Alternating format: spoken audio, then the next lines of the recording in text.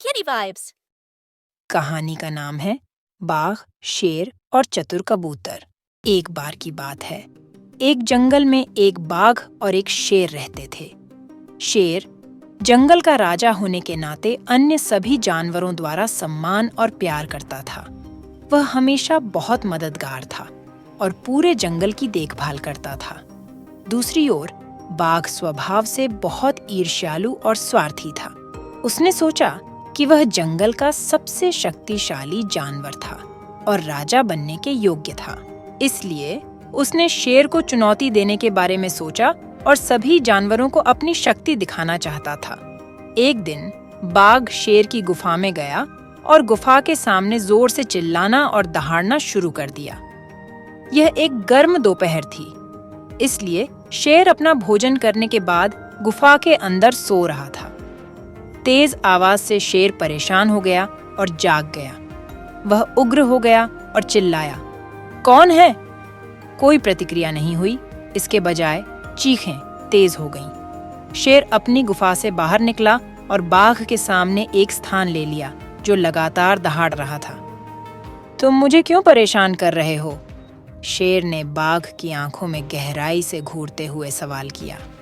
आप जंगल में कहीं भी जा सकते हैं और जितनी जोर से चाहें चिल्ला सकते हैं, लेकिन आपको मुझे फिर कभी परेशान करने की अनुमति नहीं दी जाएगी। देखो, यह जंगल सभी का है और ऐसा ही यह जगह है। बाघ ने शेर से गुस्से से कहा, आप मुझे छोड़ने के लिए कहने वाले कोई नहीं है। मैं यहीं रहूंगा और जितना चाहूं चिल्लाऊंगा। इसी बीच वहां से गुजर रहे एक हाथी ने बाघ और शेर को बहस करते देखा और उनके पास पहुंचा। झगड़ा बंद करो, समस्या क्या है? मुझे बताओ, हाथी ने मांग की। शेर ने कारण बताया और बाघ अपने रुख पर कायम रहा।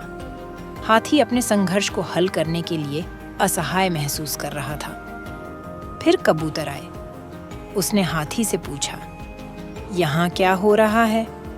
आम तौर पर मैं एक बाघ और एक शेर को एक साथ नहीं देखता। हाथी ने संक्षेप में मामले की सूचना दी। यही पूरी समस्या है, कबूतर चिल्लाया। हाथी कबूतर के आकस्मिक व्यवहार से अचंभित रह गया। हाथी ने सवाल किया, क्या आपको नहीं लगता कि यह चिंता का विषय है? हाँ, एक समस्या है, लेकिन यह एक ऐसा नहीं है जिसे हल करना मुश्किल है। हाथी कबूतर की प्रतिक्रिया से और भी उलझन में था। कबूतर आगे बढ़े और बाघ और शेर के बीच मंडराने लगे। बाघ और शेर दोनों इससे चिढ़ गए और जल्द ही अपने तर्कों को रोक दिया। यह देखकर कबूतर ने कहा, प्यारे दोस्तों, आप अपने आप से मुद्दों को आसानी से ठीक कर सकते हैं। ये सुनकर बाघ और शेर दोनों असमंजस में पड़ गए और बोले, कैसे? ये आसान है, कबूतर ने कहा। बाघ चिल्लाना जारी रख सकता है और शेर अपनी नींद जारी रख सकता है। हमें अकेला छोड़ दो, हम अपनी समस्याओं को खुद सुलझा लेंगे, बाघ ने कबूतर से कहा। नहीं, मेरे प्यारे दोस्तों, कृपया मेरी बात सुनो। कबूतर ने सुझाव दिया कि शेर को उसका पीछा करना चाहिए और गुफा में प्रवेश करना चाहिए।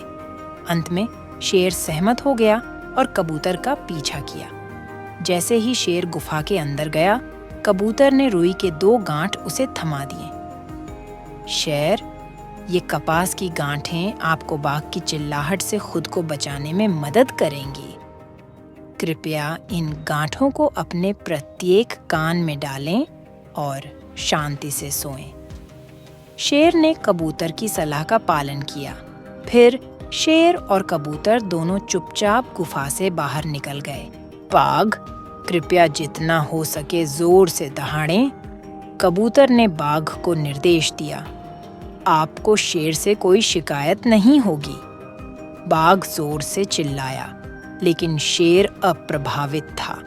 शेर अपनी गुफा में वापस चला गया, उसे बधाई देने के लिए कबूतर पर अपना पंजा लहराते हुए।